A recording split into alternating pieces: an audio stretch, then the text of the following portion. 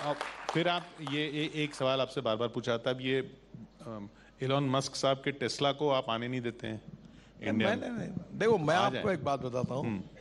आप पहले एक बात को समझ लो, कोई वर्ल्ड के सब रेप्यूटेड ब्रांड एक टेस्ला को छोड़कर यहाँ है। अब हमारे यहाँ क्या है कि हमारा टोटल इंडस्ट्री का साइज 7.5 लाख करोड़ है और अभी वो 5 साल के अंदर 15 लाख करोड़ होगा। हमारे ट्रैक्टर, हमारे ट्रक, हमारी बसेस, अभी हमारी बसेस भी एक्सपोर्ट हो रही है। ऑस्ट्रेलिया गया था मैं, ऑस्ट्रेलिया में हमारे यहाँ से बसेस जा रही है इलेक्ट्रिक की। और आने वाले समय में हमारी स्कूटर जो है टीवीएस, बजाज और हीरो की 50% एक्सपोर्ट होती है और हमारे पूरे 7.5 लाख करोड़ में 3.5 लाख करोड़ का एक्सपोर्ट है। और ये ऐसी इंडस्ट्री है कि इसने 4.5 करोड़ युवाओं को रोजगार दिया है और देश में सबसे ज़्यादा जीएसटी राज्य सरकार और भारत सरकार को देने वाली ये इंडस्ट्री है। अब प्रश्न ऐसा है कि हमने स्क्रैपिंग पॉलिसी लाई है क्योंकि हम एल्यूमिनियम इंपोर्ट करते थे, कॉपर इंपोर्ट करते थे, रबर इंपोर्ट करते थे, स्टील इंपोर्ट करते थे। अब हमारे देश में 15 साल के पुराने व्हीकल स्क्रैप होंगे और गवर्नमेंट ने तो कहा हमारा 15 साल के बाद टेस्टिंग है जो आपको स्क्रैप ही करना पड़ेगा। फिर राज्य सरकार भी कर रहे हैं, तो पूरी एल्यूमिनियम, कॉपर, रबर, स्टील सब हमको मिलेगा। हमारे ऑटोमोबाइल कंपोनेंट की कॉस्ट 30% कम होगी और वर्ल्ड के सब ब्रांड्स हमारे यहाँ है। सबसे अच्छी हमारी ऑटोमोबाइल इंडस्ट्री है, तो हमारा एक्सपोर्ट और बढ़ेगा, एम्प्लॉयमेंट और क्रिएट होगा और नए 3.5 से 4 करोड़ जॉब क्रिएट होंगे। अब इसमें टेस्ला को आने के लिए कोई अड़चन नहीं, वो आए और शुरू करें। इंडिया का मार्केट, डोमेस्टिक मार्केट भी बहुत बड़ा है। अभी इलेक्ट्रिक व्हीकल के लिए मैं इसी होटल में आपके साथ भी काम किया तो मुझे लोग पूछते थे कि इलेक्ट्रिक गाड़ी आएगी, रास्ते में बंद पड़ी तो कैसा होगा, फिर चार्जिंग कहाँ होगा। अब कोई नहीं पूछता, अब 3 साल की वेटिंग लिस्ट है। तो टेस्ला भी ऐड डाले। टेस्ला का कहना ऐसा है कि मुझे कंसेशन चाहिए। जब कंसेशन चाहिए तो यहाँ फैक्ट्री डालनी चाहिए। तो उन्होंने कहा कि हम चाइना के प्लांट में प्रोडक्शन करेंगे और हिंदुस्तान में बेचेंगे, आप हमको कंसेशन दो।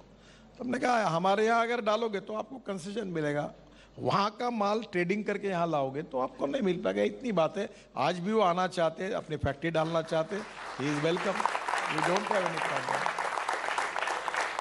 एक ये कहा जाता है कि आप जो ये इतने किलोमीटर गिनवा रहे हैं, ये गिनवाने का सिस्टम आपने बदल दिया है। पहले की सरकारों में अगर एक 6 लेन का 1 किलोमीटर बनता था तो वो 1 किलोमीटर गिना जाता था। आप 6 लेन के 1 किलोमीटर को 6 किलोमीटर बताते हैं कि एक लेन का 1 किलोमीटर। ये पूरी गलत है। यूपीए सरकार के कार्यकाल में जो किलोमीटर गिनने की पद्धति थी उसी पद्धति से आज गिना जाता है, इसमें कोई बदल नहीं हुआ। तो वो चार्ज गलत लगा रहे हैं? वैसे ही है, वर्ल्ड में पद्धति यही है और उसी के प्रकार से कैलकुलेशन होता है। जो यूपीए सरकार में था वही आज है और हमने कोई बदल नहीं किया है। और अभी हमने 6 वर्ल्ड रिकॉर्ड किए हैं हमारे विभाग ने पहली बार, और उसमें से आज निश्चित रूप से मुझे विश्वास है कि कोविड के पीरियड में भी हमने वर्ल्ड रिकॉर्ड किए। अब आने वाले समय में इससे आगे जाने की कोशिश करेंगे। इस बार मार्च एंड में थोड़ी डिफ़िकल्टीज है, पर देखते हैं मार्च के एंड तक कितने किलोमीटर कंस्ट्रक्शन अवार्ड होगा और कितना रोड का काम होगा। रोड के साथ साथ आप रोपवे पर भी बहुत काम कर रहे हैं, जो कि रोपवे पहले एक ट्रांसपोर्टेशन के तौर पर बहुत कम देखा गया इस देश में। देखिए, एक आपको मैं बताता हूँ कि हर डिस्ट्रिक्ट, हर रीजन, हर स्टेट के अनुसार रिक्वायरमेंट अलग है। रोपवे, केबल कार, फेरिकुलर रेलवे, अभी मैं विशेष रूप से लद्दाख और लेह में 30 जगह आइडेंटिफाई की है। वहाँ मैं फेरिकुलर रेलवे बनाने का पहला पायलट प्रोजेक्ट कर रहा हूँ।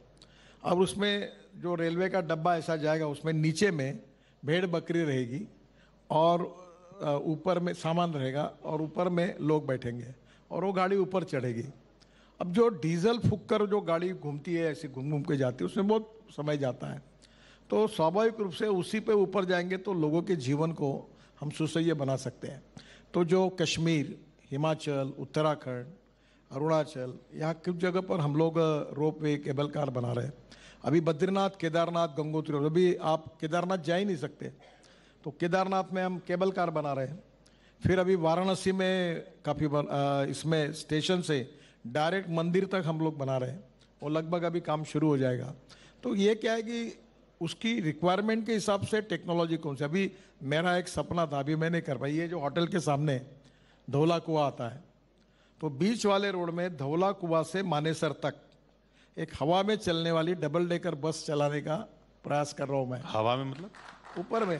उड़ेगी? हाँ, नहीं, वो रोड के बीच में एक पिलर होगा। अच्छा। उसके वो उलटकर केबल पर लटकेगी, 200 लोग बैठेंगे और वो दौड़ती हुई जाएगी गाड़ी की, तो ट्रैफिक जाम ही नहीं होगा। वैसे ये रोड का 50% ट्रैफिक अभी ये जो रोड मैंने कहा दिल्ली का, ये बनने के बाद कम हो जाएगा। हाँ, मतलब आम भाषा में तो उड़ने वाली बस ही कही जाएगी अगर हवा में चलेगी तो। बहुत सी स्कीम्स है। देखो, पब्लिक ट्रांसपोर्ट को इनकरेज करना चाहिए, आप भी इसमें सहयोग करिए। अब हर आदमी गाड़ी ले रहा है। हिंदुस्तान में 30 करोड़ गाड़ियां हैं और मुझे ऐसा लगता है कि मैं मजाक में कभी कहूँगा, हमारे यहाँ इनहेरेंट एक्सपर्टाइज है पॉपुलेशन ग्रोथ और ऑटोमोबाइल ग्रोथ। अब वो ऐसे ही बढ़ता रहेगा तो पार्किंग कहाँ होगा?